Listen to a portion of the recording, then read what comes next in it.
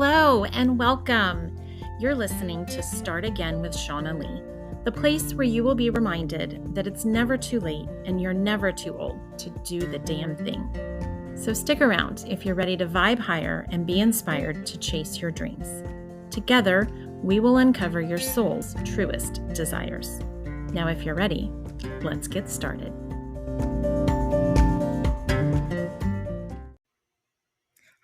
Hello everyone, and welcome back to another episode of Start Again with Shauna Lee. And today I am introducing you to Steph Gillies, and she is a new internet friend that I made recently that I am so excited for you to meet. Steph, thank you for being here. Yeah, thanks so much for having me. It is a pleasure. And the way I like to kick this off is ask people to give a brief little intro, like who you are, what do you do, and then specifically, how have you embraced this idea of starting again? Yeah, so I'm a business coach and a career coach here in Canada. I live in Calgary, Alberta. I've been in business now for about 2 years, and I work with people. I work with women who are experiencing burnout at work and are wanting to start a business because they're ready to, take charge of their own life and choose the direction of their career. So in 2020, I was laid off from a nonprofit job. I had been in the nonprofit world for many years, and I was running a nonprofit for a small family charity. And I was laid off in 2020, and I was surprised by that. And so I didn't know what I was going to do. And so I decided to jump right into business. And that was kind of my start again story. I built a six-figure business in about the first about year and a half. And it's just been quite the journey, a big roller coaster that I've enjoyed a Oh, lot. sure. And I think business is so much fun. And so I think everyone should have the chance to be able to start a business and start something new. It's always what I'm about. So, Well, this is why we must have met because we're kindred spirits. I agree wholeheartedly in everything that you just said. So, I guess take us through a little bit of that journey and how you found your way from the nonprofit world to having the guts to start a business. yeah, I mean, I've always been interested in starting a business. It was always something that intrigued me. I don't play well with others, like with managers. I like to do my own thing. I was in a nonprofit and I would like have these big ideas of things that we could start or programs that we could expand on. But I was always told no because there was Mhm. no money or we've already reached our quotas. So I just have had a lot of really great and exciting ideas. And so when I was running this nonprofit, this small charity, it was just me. So I got to really enact all of these really exciting ideas. And it was really fun. But then again, there's always a board to report to in a nonprofit. And so, some ideas are a no, or, like maybe later or something like that. And I just really wanted to do something for myself. I wanted to be able to make these decisions, to create things, and just to have my own vision. And so that always was my passion. That always is what I wanted to do. But when you're comfortable in a job, it's really hard to take that leap. And so Yes. when I was laid off, kind of gave me the opportunity to reflect a little bit and to be like, what do I really want to do? And so then I decided that if ever I'm going to do it, now's the time to do it. And so that's kind of why I got started. Yes, I had a similar moment after being laid off from two different jobs in a single calendar year. And it was really a gut punch, a hit to my ego when that happened. But I kind of took a minute to lick my wounds a little bit and think, like, okay, well, what do I really want to be doing? Is this really what I want to be doing? And I kind of had that same moment where I was like, well, if not now, when? And I just went for it. Exactly. Because I felt, at the time too, I felt like I could always go back to a job if I needed one. Yep, So, but I will never be laid off with a severance package and, employment insurance again. So why not take advantage of this and exactly. do a little bit of planning in the meantime? Yeah, it's interesting to me how being laid off from a job with a severance package in the moment feels like the worst thing that could possibly happen.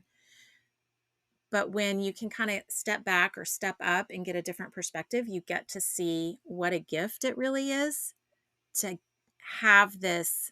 I call it like it's your little safety net. You've got this little cushion to give you some breathing room for just however long you want to assign to it, and then go try something. Absolutely.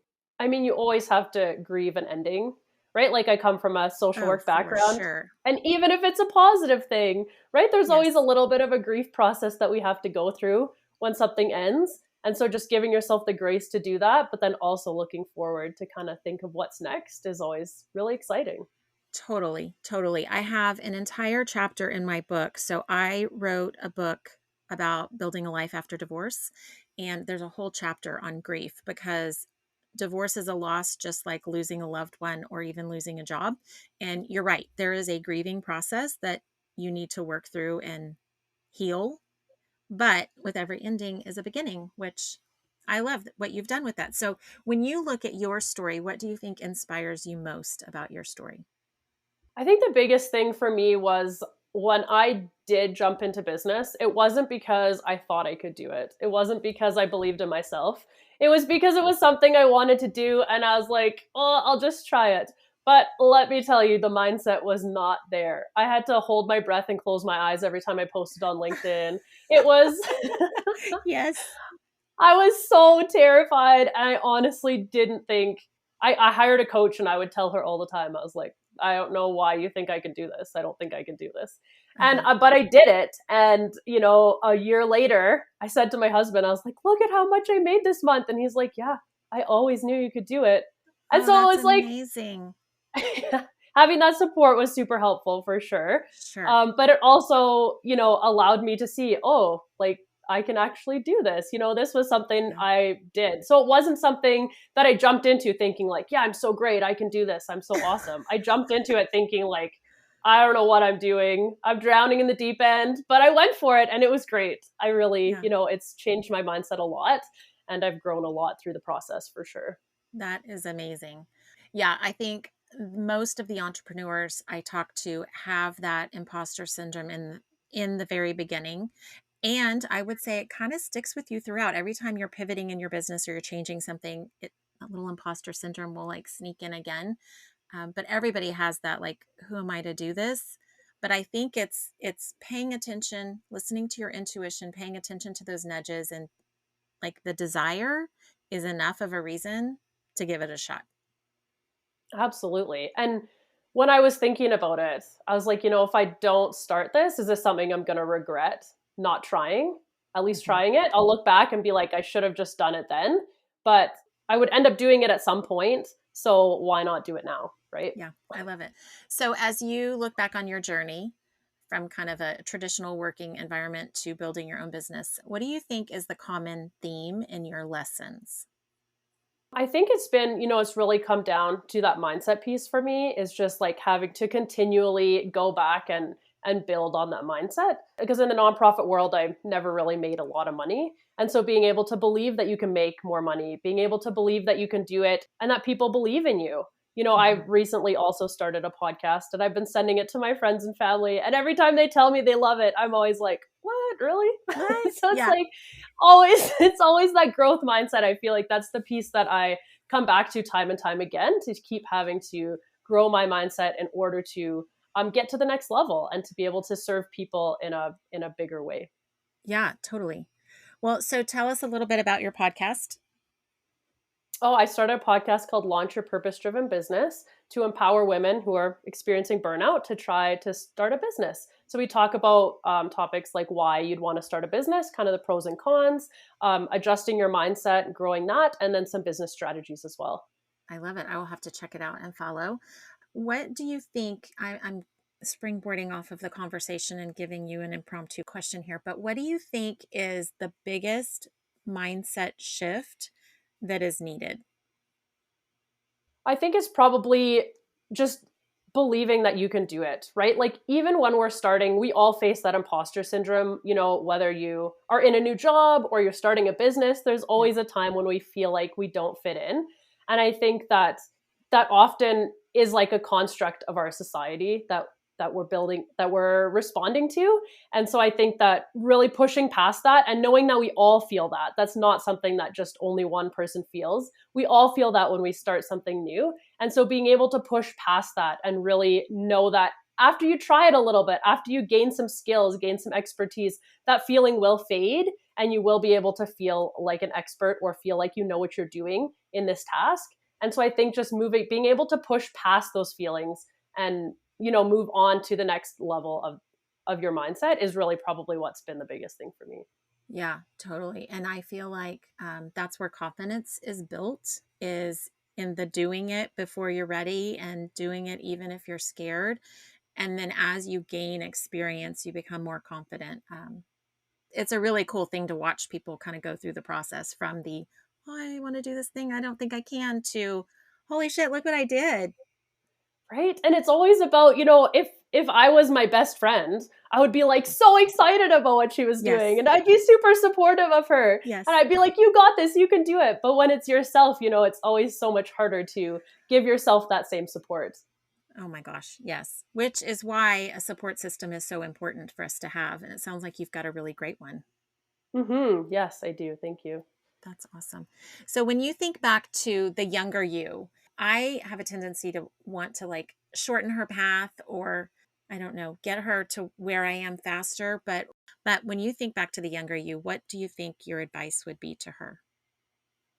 I think it would be to I keep going back to the believe in yourself thing, right? It would be to believe in yourself, like, especially as teenagers, teenage girls. I feel like there's so much self doubt, and you just like Mhm. really don't know where you fit in the world. You're not really sure what's next. And I just think I would tell her to believe in herself. And I would also, one of the big things that for me growing up was I felt like I had to decide what I wanted to do when I was in high school.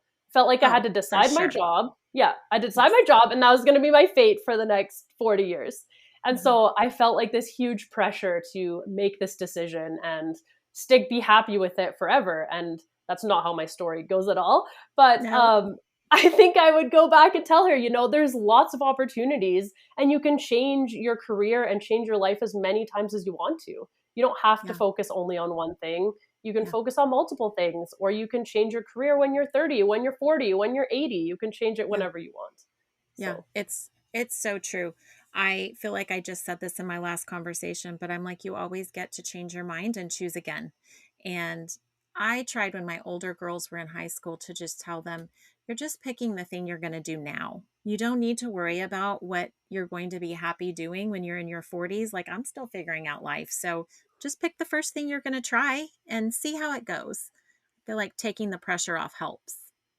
that is such a great way to put it, for sure. I've worked like doing the career coaching. I've worked with so many people who, have degrees in something and their job is in something completely different. And so Oh, it's always yes. interesting to see that progression and to see that just because you go to school for one thing doesn't mean you're stuck in it for the rest of your life. Oh my gosh, for sure. Well, and that's typically because you get there in the career that you've gone to school for and you're like, "Wait, I don't I don't really think I like this." Or it's not quite what I thought it was going to be. So, yeah, Absolutely. Yeah. very common. So, what do you now believe is possible for your life when you're looking forward and making future plans? I think that like 2 years ago when I jumped into business, I thought it would be a temporary thing, something that I would try and see how it goes. And Yeah. now I will never go back to a job unless I absolutely have no choice. Yeah. I like being my own boss. Working from home is a dream come true for me. So Mhm. I think that will be for sure what I would like to do. And also looking forward, I just see, lots more opportunities, right? Lots more directions that my business could go in. And, instead of focusing just on one thing, I see multiple options like, creating courses or, Mhm. doing other things that could really support more freedom, which is why I went into business.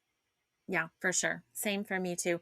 And I don't do you happen to know anything about human design? Do you know what yours is? Oh, I did it a really long time ago. I don't remember. So I'm a manifesting generator. And so I'm all about many interests and doing all the things. I'm also a Gemini, which totally plays in. But for me, I think being my own boss and owning my own business gives me the freedom to do that. So if I want to create a new online course, I can do that. If I want to focus, on my next retreat, I can do that. And so it's write another book. Like the sky's the limit. And I love owning my own business for the same reason you do. I like the freedom of being able to do it from wherever I am at the moment. I don't know if you have the same issue, but I have a tendency to then always be working. So have you gotten good at boundaries between work and downtime? Yes, I think my son is only 7, so that helps because I pick him up Uh-huh. from school. So basically, as soon as I pick him up, my computer's closed. That was a big lesson that I had to learn though at the beginning, was Hmm. to create, those business hours because I was responding to people at all times, Yeah. and I would feel guilty if I wasn't on my phone. And my business coach taught me you just need to have business hours, just like any other business, Just no like matter any what they other are. business. Yeah. Right? Even if they're evenings and weekends, whatever your business hours are, you Yeah. need to Pick them create them so that and just stick to exactly. them. Yeah. Absolutely. Yeah, I think my problem is less around having the boundaries, and it's more so that I just truly enjoy what I'm doing, so it doesn't feel like work, and so it's easy for me to do it. Because I'm doing what I'm passionate about and I'm working on whatever the next passion project is, that I could easily do it around the clock, and I have to remind myself that it's okay to do other fun things too. Yes, for sure. That can definitely be an issue when it's your passion at the same time. So, tell me what is next for you in your business? So I just recently started my podcast. I am starting to more formally support women who are starting a business. I was career coaching for the past 2 years, and I found that most of my clients wanted to start businesses anyways. And Uh-huh. that's really my area of passion. So I've formally transitioned into that area. And so I'm excited. I launched a 3-month program called Passion to Profit, where people can join me to help either if they've just started their business or they're looking to start a business. I can help them through those first steps of getting started and then able to launch their business with success. And so that's my next step for me. And then just working on my podcast and doing some other marketing stuff is kind of what I'm focusing on.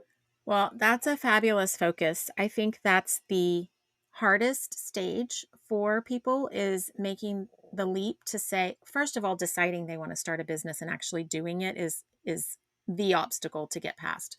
But I think getting it off the ground to a running point is the really big challenge that it sounds like you're helping ease people through, which is amazing.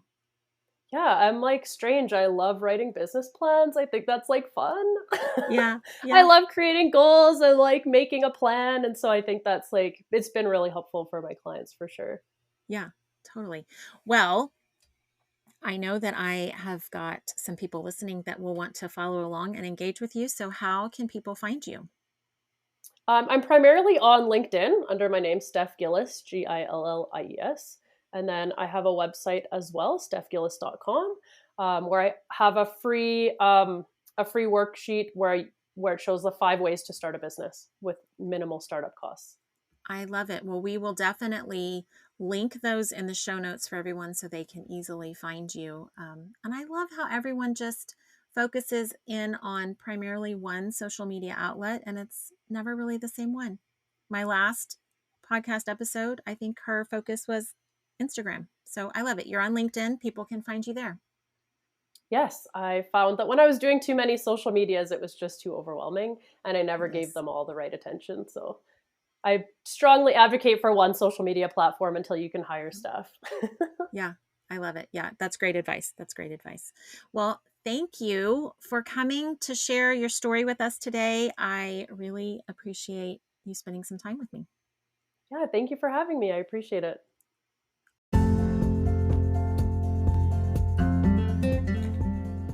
Are you ready to start meditating but don't know where to start? Join me for the next 7 days and I'll walk you through all you need to get started.